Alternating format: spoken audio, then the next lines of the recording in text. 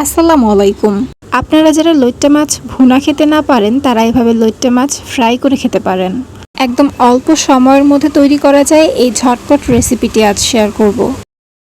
আমি এখানে কিছু পরিষ্কার করা লইট্টা মাছ নিয়ে নিচ্ছি। তাতে লবণ, পেঁয়াজ বাটা, রসুন বাটা, মরিচ গুঁড়া, হলুদ গুঁড়া, ধনিয়া গুঁড়া আর তেল দিয়ে সবটা মাখিয়ে নেব।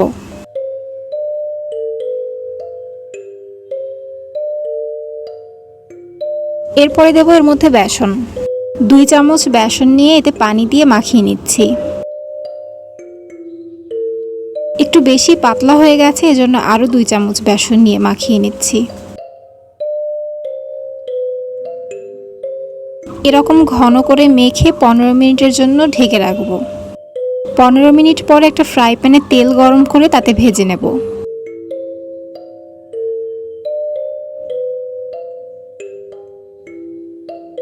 এক পাশ ভাজা হয়ে গেলে অপর পাশটা উল্টে দিচ্ছি।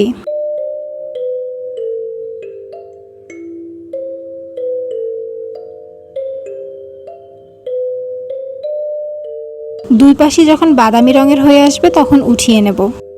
বাসায় বাচ্চারা যখন লইট্টা মাছ খেতে পছন্দ করবে না তখন এভাবে ভেজে সস দিয়ে খেতে দিতে পারেন।